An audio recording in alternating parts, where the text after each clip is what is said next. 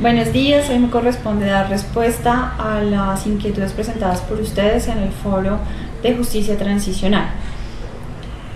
Justicia transicional es la manera de abordar que han tenido las sociedades que han padecido graves situaciones, tanto de derechos humanos como de derecho internacional humanitario en la historia. Justicia transicional no es un tema nuevo, es un tema que se viene aplicando desde la década del 70, específicamente en 1979 por Uganda. Es el primer país que conforma una comisión de la verdad y hace aplicación de este tipo de normatividad. Justicia transicional trata de responder el interrogante a qué hacer frente a las violaciones masivas y sistemáticas, tanto en materia de derechos humanos como en materia de derecho internacional humanitario. Y por otro lado, ¿qué hacer con las personas que cometieron esas conductas? Si hay que castigarlas o no castigarlas.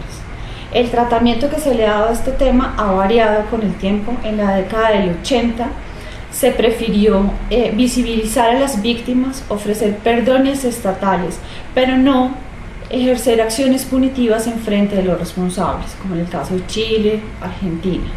Posteriormente, esos países han revisado esos temas y hoy existen o se reabrieron los casos tanto en Argentina como en Chile frente a los violadores de derechos humanos durante las dictaduras. El modelo de justicia transicional se puede decir que no tiene una receta o una fórmula única. Cada sociedad, cada cultura, de acuerdo a sus necesidades, de acuerdo a los problemas que vive, desarrolla su propio modelo.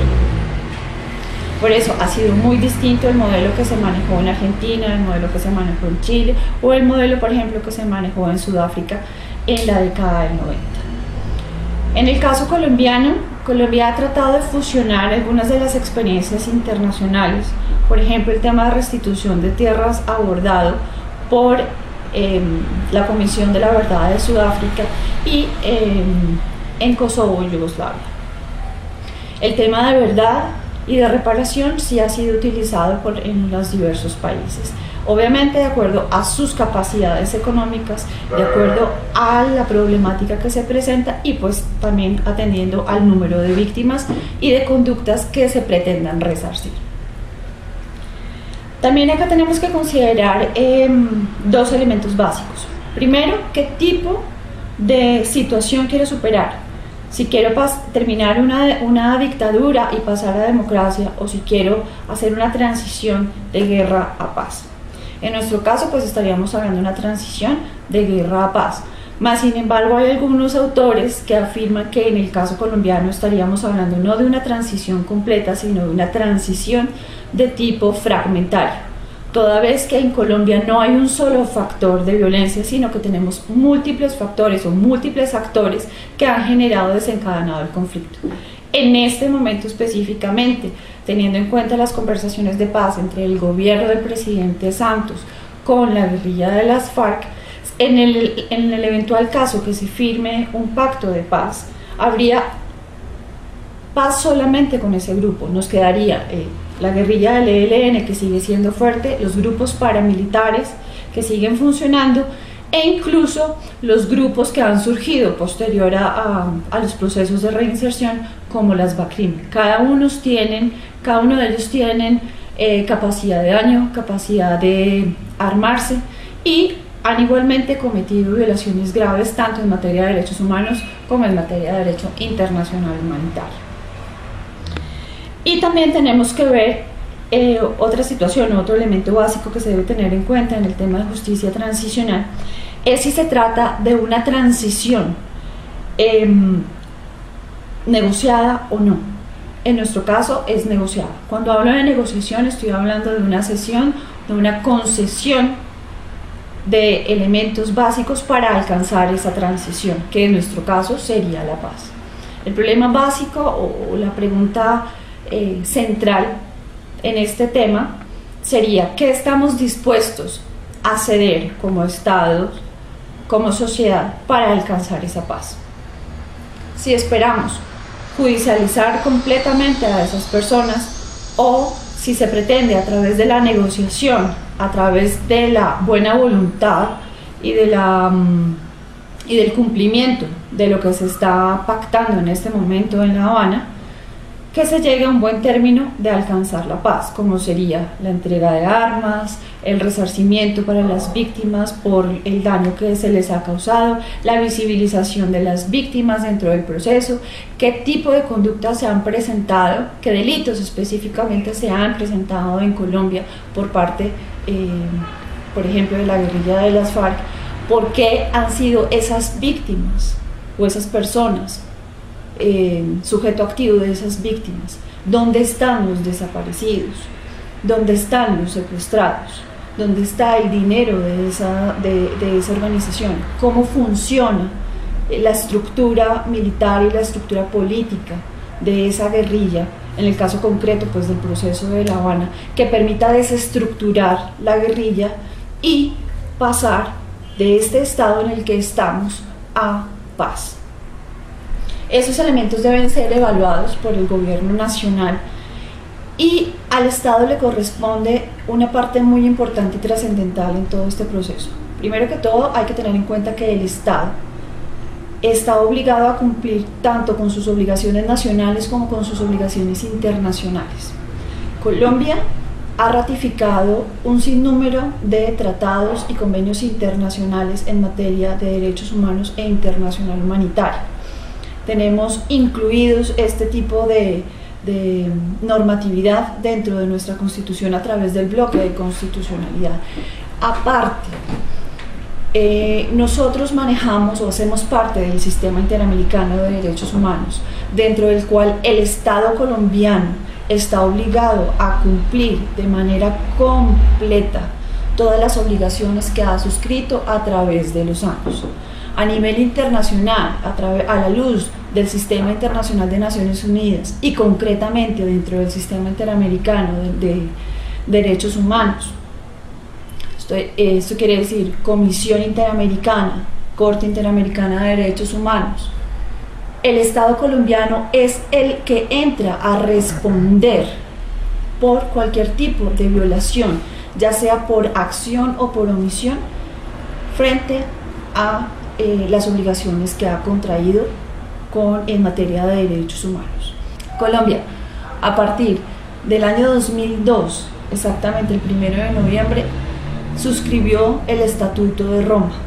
Este estatuto es muy importante, primero porque es el Tribunal Penal Internacional Permanente. Es el tribunal que va a examinar o que tiene competencia para conocer los crímenes más graves contra la humanidad. Estoy hablando de genocidio, lesa humanidad, guerra y agresión. Los crímenes de agresión todavía no están tipificados, no están redactados, aunque sí están mencionados dentro del estatuto. El caso específico de Colombia, a partir del 1 de noviembre de 2002, la Corte adquirió competencia sobre el Estado colombiano frente a crímenes de genocidio, crímenes de lesa humanidad, y a raíz de una solicitud hecha por parte del gobierno del presidente Andrés Pastrana Arango, se solicitó la aplicación por una única vez a una salvedad contemplada dentro del estatuto frente a crímenes de guerra por 9 años. Esto quiere decir que a partir del 1 de noviembre del año 2002 y 9 años siguientes, la Corte no tenía ningún tipo de competencia para crímenes de guerra sobre el Estado colombiano o ocurridos en Colombia. Posteriores a esos 9 años o vencidos ese término, la Corte adquiere competencia sobre crímenes de guerra frente al Estado colombiano. Tenemos que tener en cuenta, además, uno de los puntos importantes de la Corte Penal Internacional es que ya no es el Estado quien va a responder internacionalmente por acciones o por omisiones frente a las obligaciones el incumplimiento de obligaciones del Estado, sino que se mira la responsabilidad de tipo individual. Si Pedro Pérez cometió un genocidio, se cumplen los requisitos legales, los requisitos procedimentales, podría escalar el procedimiento o el caso a conocimiento de la Corte Penal Internacional. Esto quiere, a diferencia de lo que ocurre dentro del sistema interamericano, en el que el demandado o el llamado a responder por cualquier tipo de violación es el Estado en sí mismo. Otro punto que hay que tener en cuenta en la aplicación del modelo de justicia transicional es el grado de paz que se esté logrando, si realmente es necesaria la negociación o no. Cuando hay vencimiento por parte de una de las partes, pues no habría necesidad de esa negociación. Mas, sin embargo, cuando ésta se hace necesaria, hay que mirar qué grado de paz se tiene y qué grado de paz esperamos alcanzar realmente. También hay que mirar qué grado de visibilización y qué grado de movilización se tiene a nivel interno y a nivel internacional frente al tratamiento y reconocimiento de las víctimas. Y también si se cuenta o no con apoyo internacional específicamente para el tema de reparaciones y para el tema de reinserción de quienes han participado dentro del conflicto. ¿Por qué? Porque pues la cuestión de reparación implica un esfuerzo muy grande en materia presupuestaria. Igualmente implica un esfuerzo gigantesco en la inclusión y en la resocialización de los actores del conflicto. En este caso sería, por ejemplo, de guerrilleros que se reinserten o que se desmovilicen dentro del proceso generado en La Habana. También tenemos que tener en cuenta que a partir de 1997 Naciones Unidas recibió un sinnúmero de denuncias y de solicitudes de comisiones especiales para el tema específicamente de Argentina y Chile, que se consideraban sociedades dañadas, sociedades que, a pesar de que la dictadura ya había sido depuesta, en el que se había logrado o se habían realizado dos de las más importantes comisiones de la verdad, se había reparado en gran parte a las víctimas, aunque no a todas.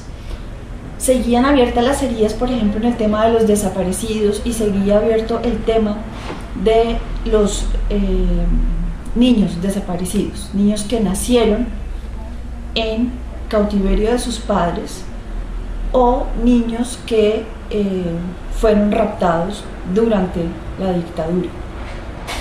Se muestra una sociedad en la que no se ha podido superar ese pasado, que se siguen presentando las consecuencias graves de lo que fue la dictadura y las víctimas no han podido dar un paso adelante para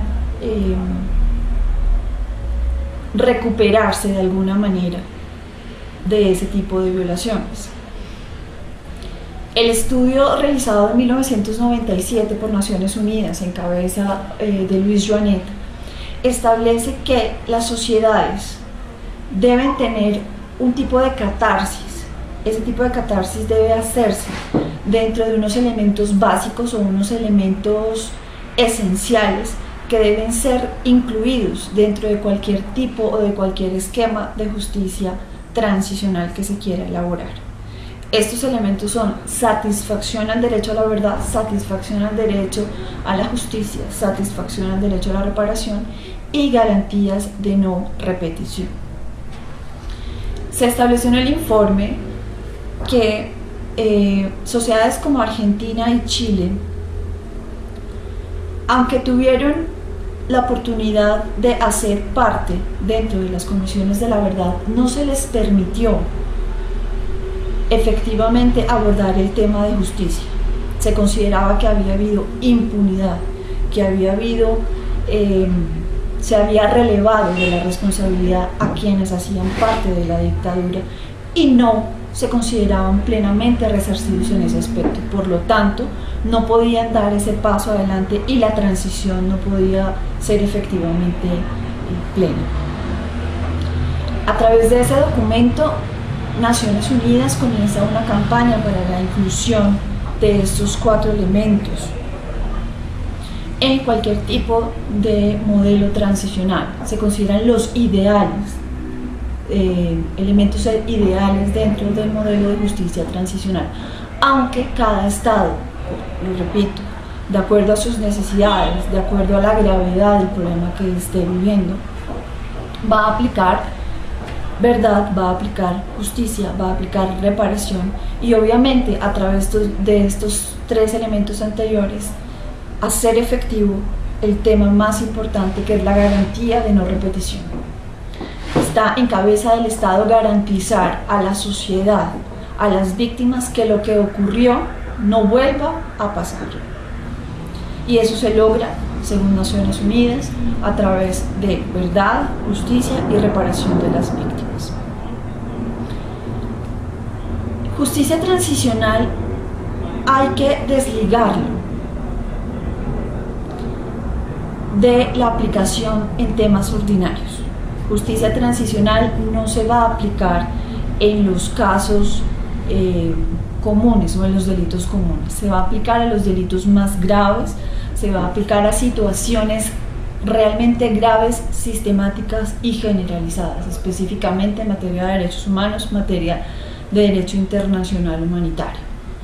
Un hurto no va a tener aplicación de justicia transicional y tampoco es aplicada por todos los países, solamente ha sido aplicada por países que realmente han vivido situaciones extremas, situaciones graves, como el caso colombiano.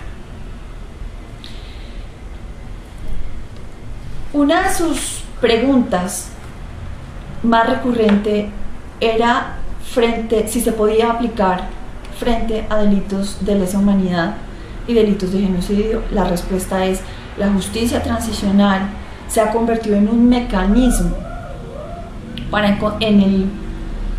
en que los estados buscan una salida o la mejor salida, y sobre todo en el caso de negociación, para dar tratamiento o para solventar el tema de crímenes de guerra, crímenes de lesa humanidad y genocidio, pero no significa impunidad.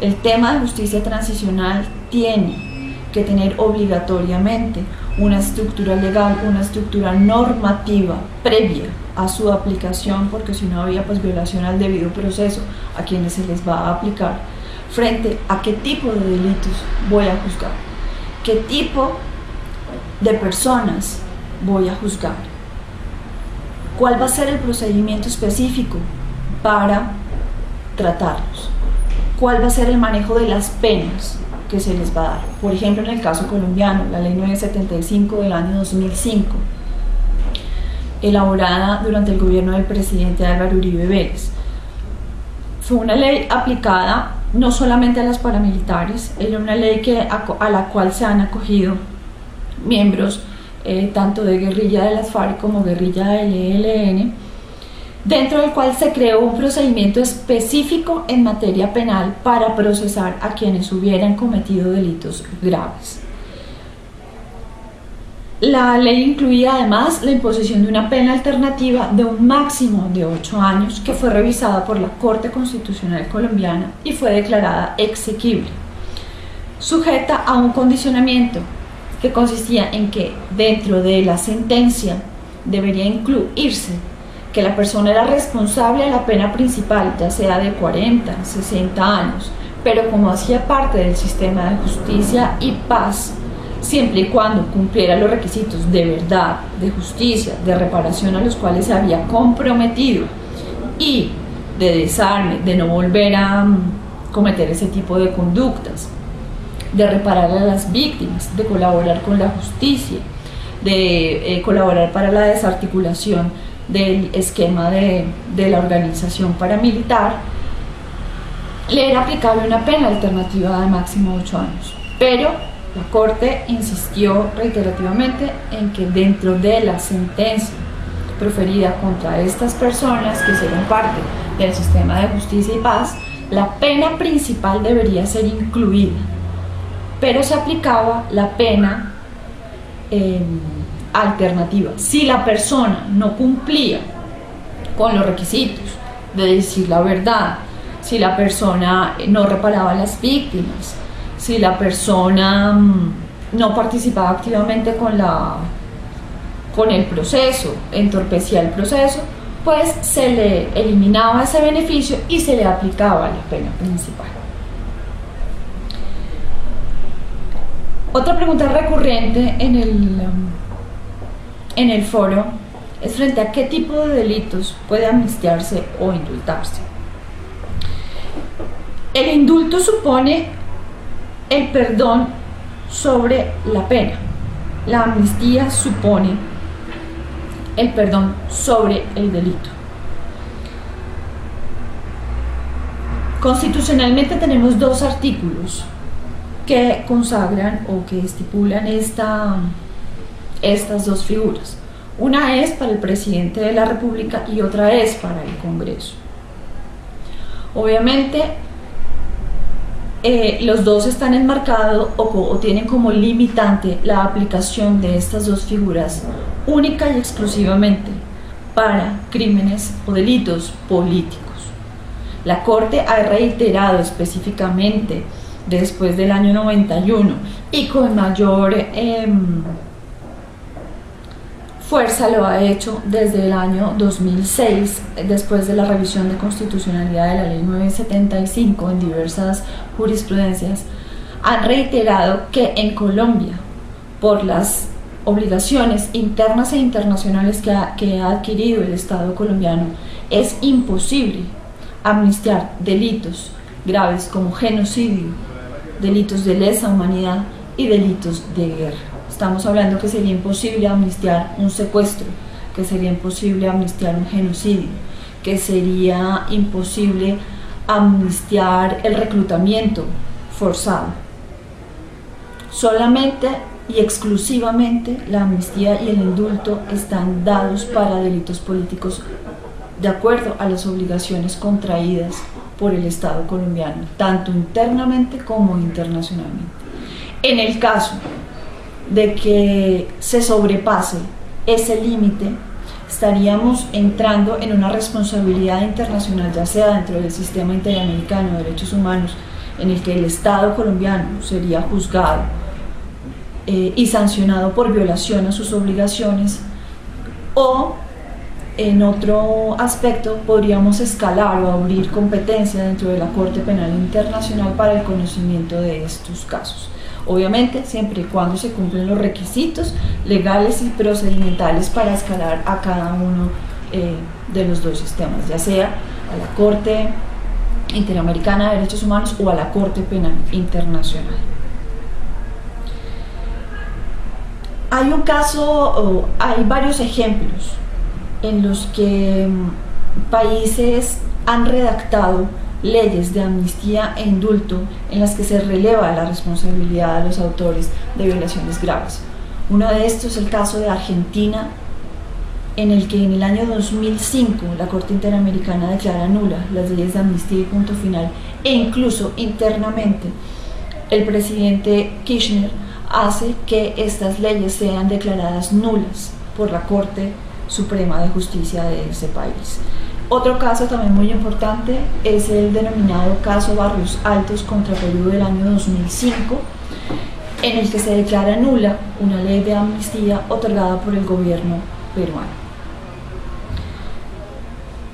Colombia o el Estado colombiano tiene un reto muy grande, y es elaborar un modelo de justicia transicional dentro de los límites y estándares internacionales, obviamente también atendiendo a sus obligaciones internas e internacionales. Eso está constituido a que debe haber un juzgamiento, que debe haber algún tipo de responsabilidad. Las víctimas son una parte vital, son un eje central de todo este proceso.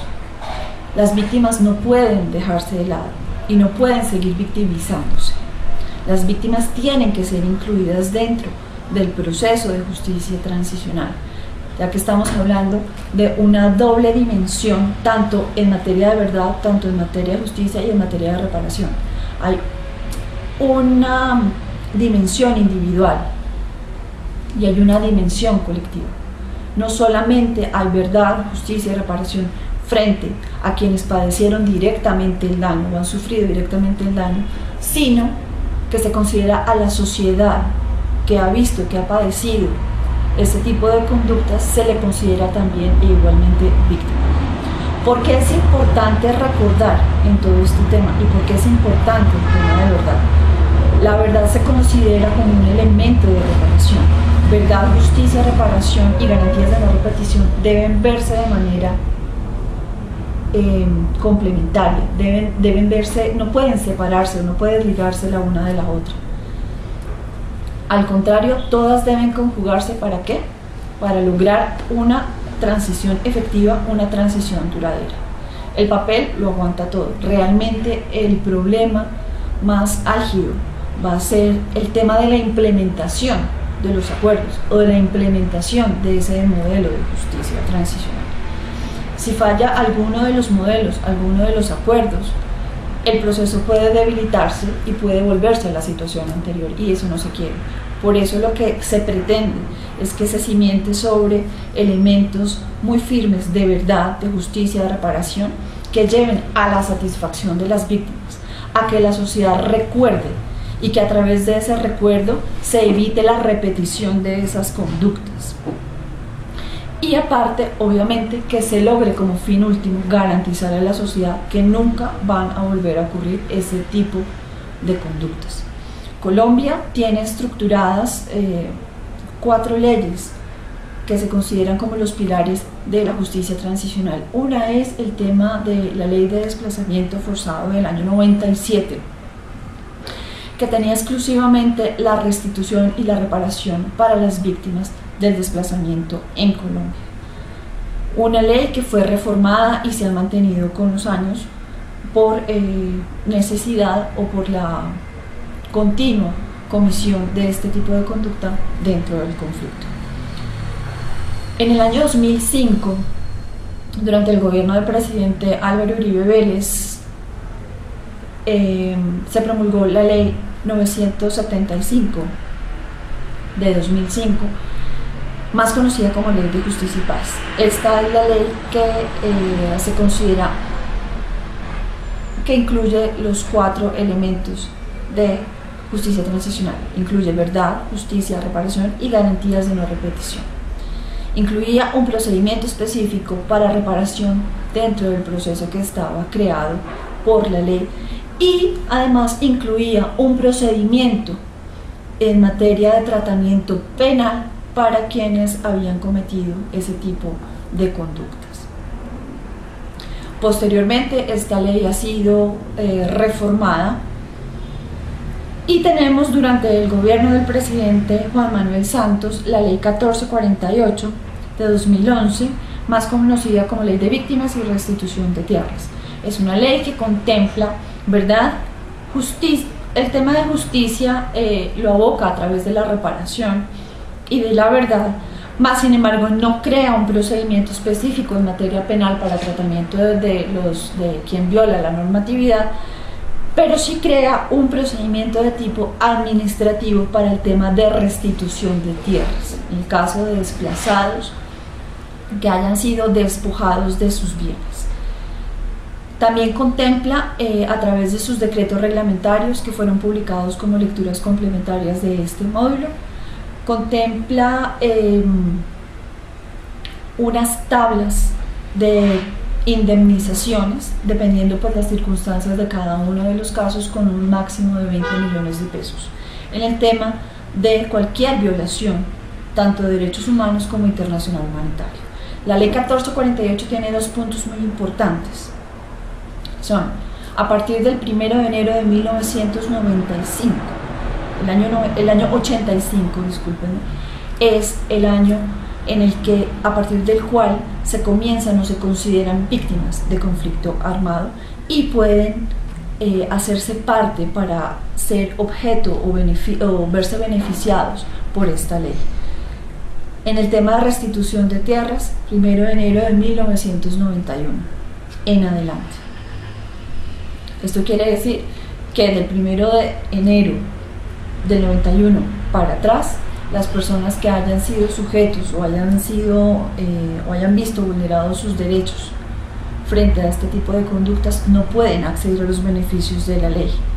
Solamente quienes cumplan con los requisitos de ser víctimas de cualquier tipo de violación de derechos humanos o internacional humanitario a partir del 1 de enero de 1991 para adelante en el tema de restitución. en el tema de indemnizaciones para los otros tipos de delitos el año 1985. Estas leyes han sido obviamente revisadas por la Corte Constitucional y pues surtieron en un primer momento todo el procedimiento constitucional establecido para convertirse en leyes. Estas leyes además han sido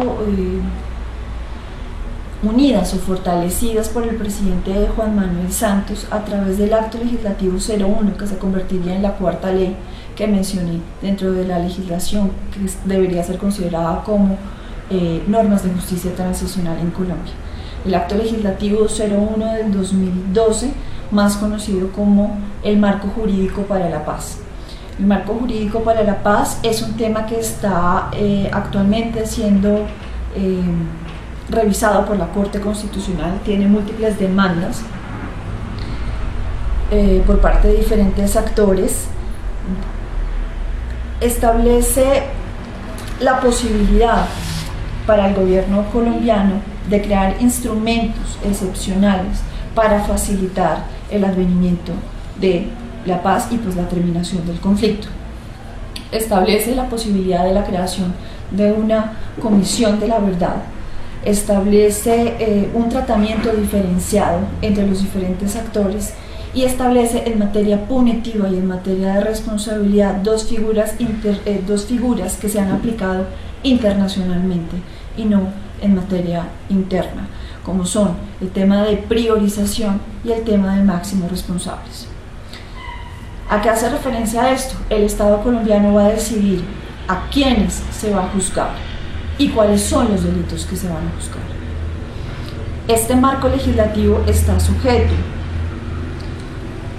o debe ser desarrollado a través de 4 leyes estatutarias, las cuales no han sido presentadas por el gobierno. Estas leyes estatutarias deberán contener cada uno de los procedimientos, cada uno de los puntos o desarrollar cada uno de los puntos que establece o menciona el Acto Legislativo 01 del 2012. Mientras no se tenga, pues estaríamos hablando por meras suposiciones. Más sin embargo, la Corte Constitucional ya emitió un primer fallo avalando la constitucionalidad del acto. Más sin embargo, hay varias demandas en contra del acto legislativo por las siguientes razones.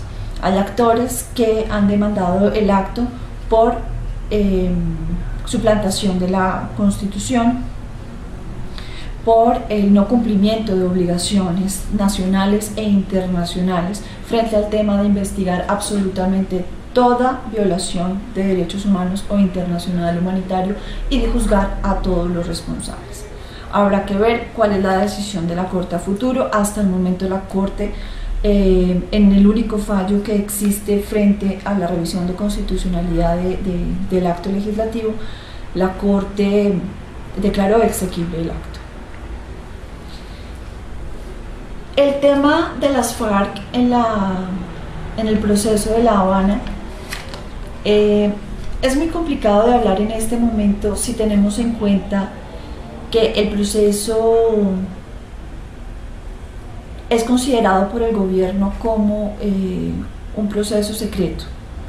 No ha habido presentación de documentos oficiales o de los documentos definitivos frente a los puntos que se están tratando en La Habana. Solamente conocemos lo que dicen los medios y algunas alocuciones presidenciales o algunos comentarios que se han hecho sobre el proceso por parte del gobierno. Pero en sí, el grueso de las decisiones, el grueso de lo que ya está acordado en La Habana, no lo conocemos. Mas, sin embargo, sí puedo reiterar que ese acuerdo debe estar sujeto a las obligaciones internas e internacionales que ha adquirido el Estado colombiano. El manejo que se le dé a ese proceso está enmarcado dentro de justicia transicional, como lo vemos en el acto legislativo del gobierno del presidente Santos. Todas estas leyes han sido aplicadas y van a ser aplicadas en materia del proceso de paz y más si se firma. Repito, el proceso más álgido va a ser la aplicación o la implementación de ese proceso. no solamente en materia normativa, en materia económica, sino para la sociedad.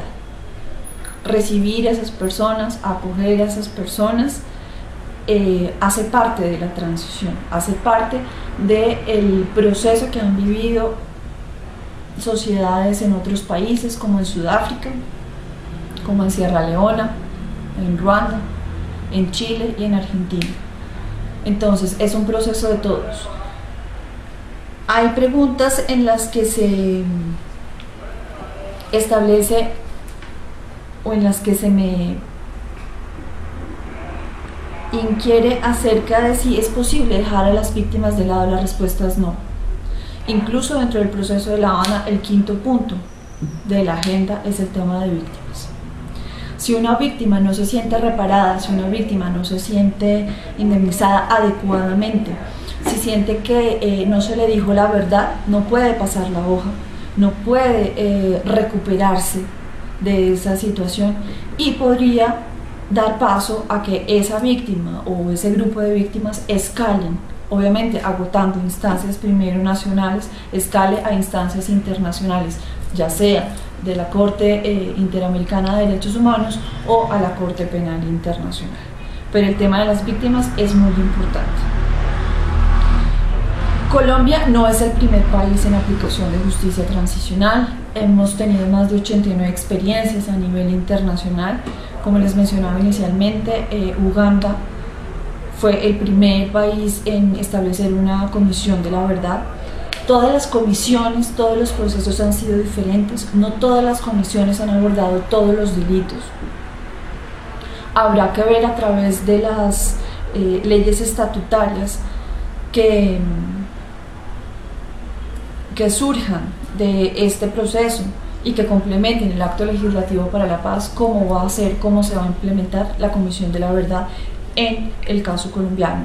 Nosotros tuvimos en el año 2005 una primera comisión de la verdad de tipo académico solicitada por la Sala Penal de la Corte Suprema de Justicia para el caso del Palacio de Justicia. Frente al tema del Palacio de Justicia, igualmente haciendo referencia a varias preguntas del foro, pues es un tema que no se le ha aplicado a justicia transicional, es un tema que tuvo un tratamiento muy diferente al que puede tener hoy, por ejemplo, las FARC. Estamos hablando que en el año 85 teníamos una constitución que permitía amnistía e indulto totales, no teníamos los limitantes que tenemos hoy, por lo tanto el M-19 tuvo amnistías e indultos y un tratamiento muy diferente al que se le puede dar a los grupos con los que se esté pactando. El tema, por ejemplo, del coronel Alfonso Plazas no ha tenido un tratamiento de justicia transicional, es un proceso que se está tratando dentro de la justicia ordinaria y en este momento también está siendo tratado por la Corte Interamericana de Derechos Humanos, específicamente esta semana en Brasilia. Frente a la responsabilidad del Estado en el caso de los desaparecidos y víctimas dentro del Palacio de Justicia. Entonces no podríamos equiparar esa situación. El tema del fuero penal militar, que es otro de los cuestionamientos que se me hace, el tema del fuero penal militar en justicia transicional tiene una connotación política. Realmente el fuero es una garantía que tienen los miembros de la fuerza pública para ser juzgados por delitos cometidos dentro de sus funciones, por sus pares. Está establecido para tiempos de paz y para tiempos de guerra, mientras que justicia transicional está elaborada básicamente para tiempos excepcionales. La justicia transicional no es de aplicación diaria, es solamente de aplicación para situaciones graves, sistemáticas y generalizadas. Si se incluye el caso de los militares dentro del esquema de justicia transicional, tendrá pues más una connotación política o más un abordaje político, pero a nivel constitucional está hecho para tiempos de paz como para tiempos de guerra, como garantía y no como privilegio en el caso de los militares. Espero haber dado respuesta en esta materia. Espero que les haya agradado el módulo. Si tienen algún otro tipo de cuestionamiento, algún tipo de pregunta, ustedes tienen acceso a mi correo electrónico y a la plataforma virtual para hacerlo. Les agradezco mucho.